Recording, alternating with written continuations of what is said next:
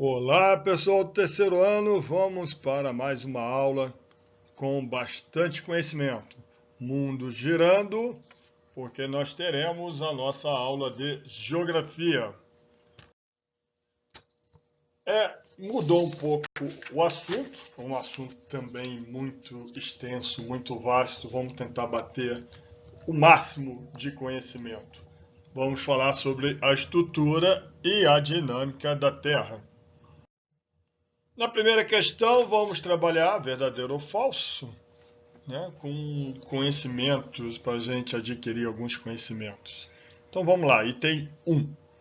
A circulação geral da atmosfera determina o padrão global do clima, que define a distribuição de pressão e de ventos nas zonas climáticas da Terra. Basicamente ele está falando das células de Hadley, estão lembrados? E que essas células de Hadley, né, locais onde recebe ventos com umidade, chove muito. Locais onde o ar é aquecido, vai subir, né, acaba deixando o clima seco. Tá? Então, essa informação ela está verdadeira, certa circulação geral da atmosfera determina realmente o padrão global, né? Define distribuição de pressão, ventos, né? Nas zonas climáticas. Agora, item 2. A zona de convergência intertropical, a ZCIT, provoca chuvas nas proximidades na linha do Equador, nos hemisférios norte e sul.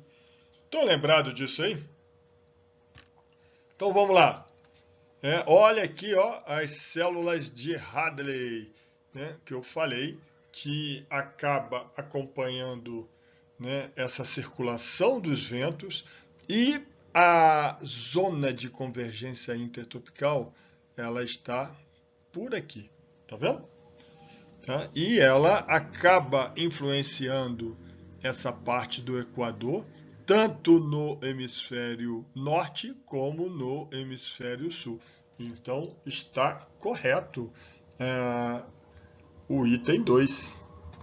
Certo? Vamos tirar, vou pegar aqui a nossa borracha, aí eu apago, certo? Então, item 2, tá? Verdadeiro. Tá? A ZCIT, né, é onde os ventos eles chegam ali na área do Equador com muita umidade, já recebe muita incidência solar, muito sol, então vai chover muito. Nas proximidades da latitude, deixa eu só trocar aqui a caneta, nas proximidades da latitude de 30 graus, no hemisfério norte e sul, formam-se áreas de alta pressão. 30 graus é ali na região dos trópicos, certo? Então, tem muito vento, né, a princípio descendo, não sei se vocês conseguiram observar ali no desenho das células de Hadley, e aí isso é verdadeiro. Ventos alísios do Nordeste originam-se em território brasileiro. Sopram na linha do Equador para os trópicos, no mesmo sentido do movimento de rotação da Terra. E aí você tem que saber o que é um vento alísio, né? Aqueles ventos estáveis e úmidos, né? Que se originam das zonas subtropicais, das baixas altitudes. E aí, tá certo ou errado? Né? Então, ó, esse desenho aqui ele já explica muita coisa. Você observa aqui o pontinho vermelho que os ventos alísios tem uma parte que vem da massa polar, tem a parte que vem do oceano, certo? E atinge a costa brasileira, né? E se a gente ver bem aqui, os ventos também não obedecem à rotação da Terra, né? Certo? E aí, verdadeiro ou falso? Né? Primeiro, a gente viu que não se origina em território brasileiro. Essa parte está errada. Só para a linha do Equador? Tem. Né? Mesmo sentido do movimento da Terra? Também não, certo? Então, falso. El Niño caracteriza-se pelo fortalecimento dos ventos alísios, enquanto Laninha caracteriza-se pelo seu enfraquecimento. Isso aqui é falso. Por quê? O El Niño, ele aquece as águas do Pacífico. Então, quando ele aquece as águas do Pacífico, né, aumenta a temperatura da superfície do mar, então ele enfraquece os ventos alísios. Tá? E o Laninha, aí é o contrário, né, que há um resfriamento, então ele que faz o fortalecimento, não é? Tá ao contrário aqui, certo? Então, falso. Então, guarde bem essas informações que poderão ajudá-los. E vamos para a segunda também. É verdadeiro ou falso, né? Para a gente trabalhar as questões de conceitos. A intervenção das sociedades humanas no espaço, intensificada pela evolução do desenvolvimento tecnológico, vem transformando as paisagens terrestres. Além da ação humana, a natureza também atua modificando as paisagens. Então, verdadeiro ou falso, são questões atuais, isso aí, de universidades, mas que trazem um conhecimento enorme, né, para que vocês possam fazer uma boa prova agora em setembro. Já está chegando, né? Os agentes endógenos e exógenos são responsáveis por modificar as paisagens. O que são esses agentes, né? Então, os endógenos são aqueles agentes internos, né, que transformam o relevo de dentro da Terra.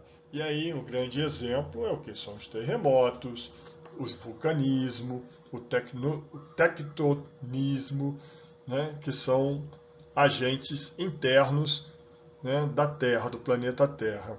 E aí, os agentes exógenos são aqueles que agem acima do relevo. Podemos listar os ventos, né, a chuva, a temperatura acaba também tendo a sua influência no relevo, né, na parte de como agente erosivo, certo? Então, o 1 é verdadeiro.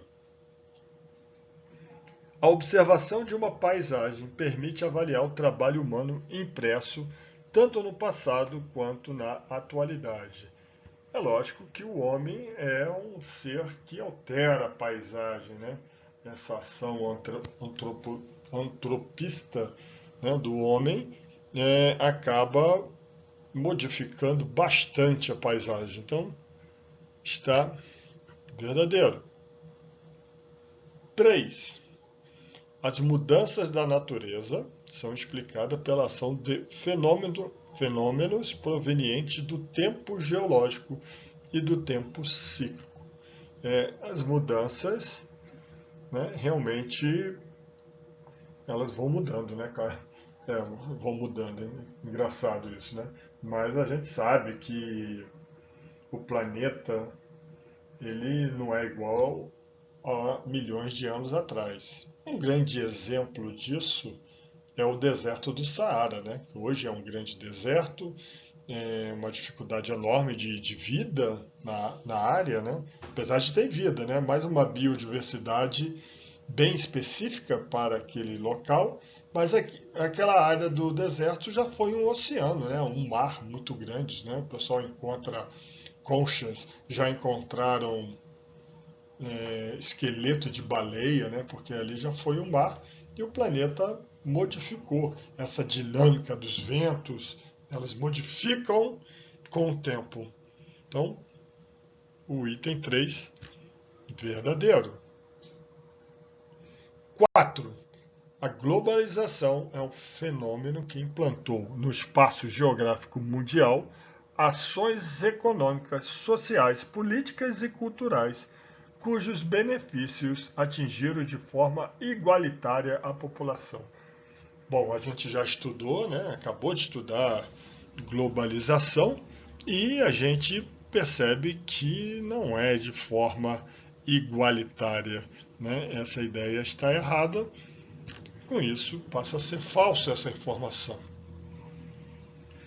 A Revolução Industrial atual, a Revolução 4.0, diminuiu mais ainda as diferenças socioeconômicas entre os países e garantiu a continuidade dos empregos.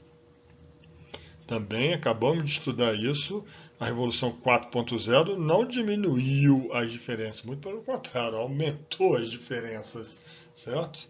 Então, essa questão passa a ser falsa, certo? Muito bem. E aí a terceira questão, ela trabalha as questões dos terremotos que acontecem tanto no Haiti como no Japão.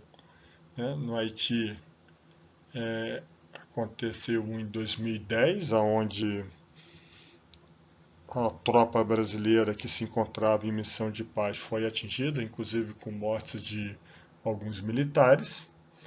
Mas aconteceu outro em 2021, também abalou bastante o Haiti, e também o outro do Japão, né, que ficou conhecido lá principalmente por causa da usina de Fukushima em 2011. Então, sobre esses terremotos, né, esses assuntos, marcar verdadeiro ou falso. Então vamos lá, o item 1.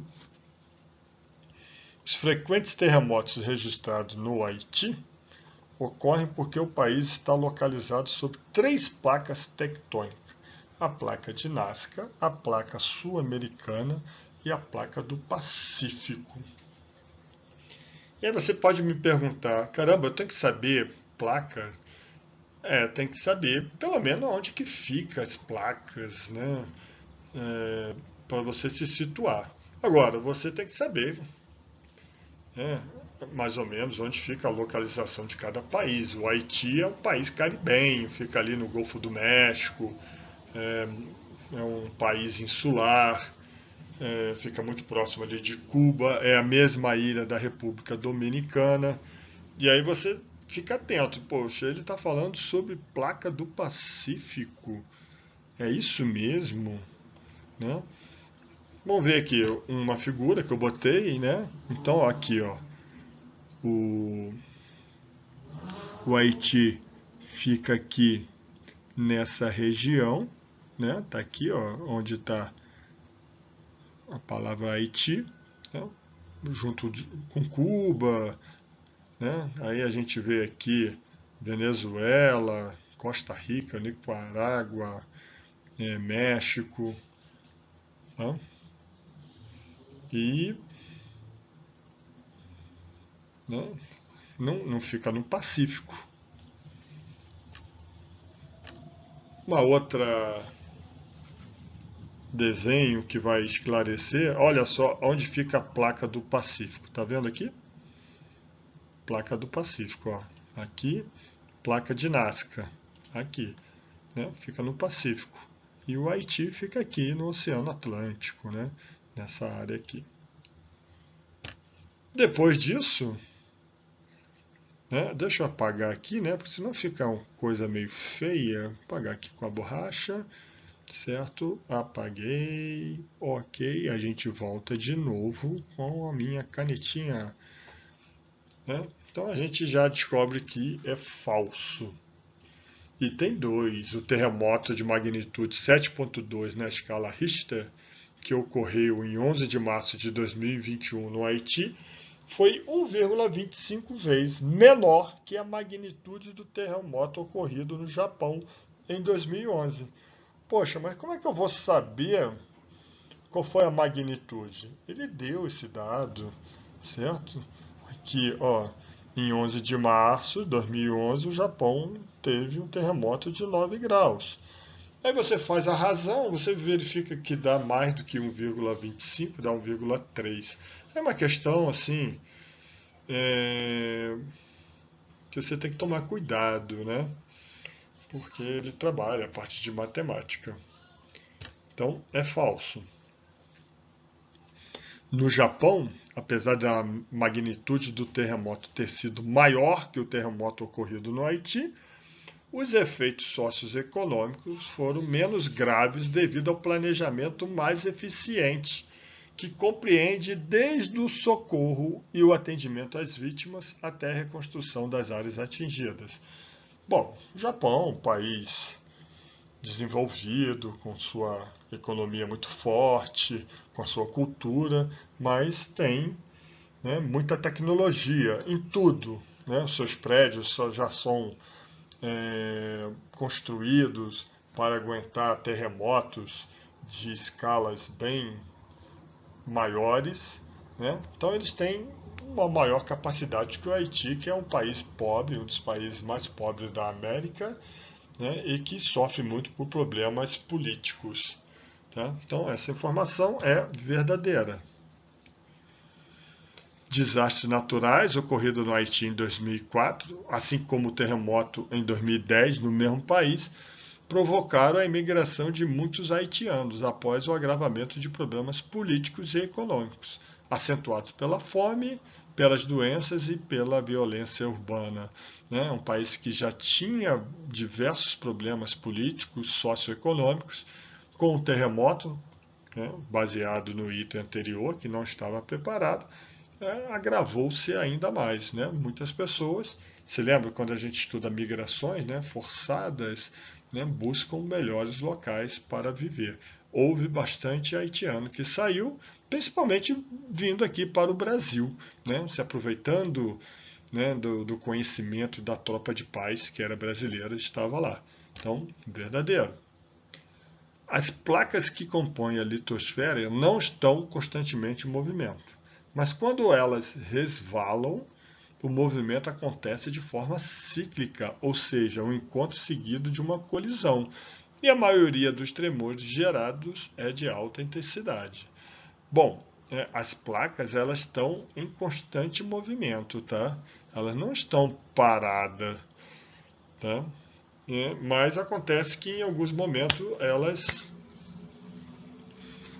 em algumas partes elas resvalam e em virtude dos movimentos, né? Não que elas estão em movimento é, toda hora, mas elas estão em movimento constante e sempre acontece, tem uma parte que acontece de uma forma com uma intensidade maior e acontece os terremotos, certo? Então isso é falso. E aí nós chegamos ao final, espero que vocês tenham gostado. Até a próxima aula.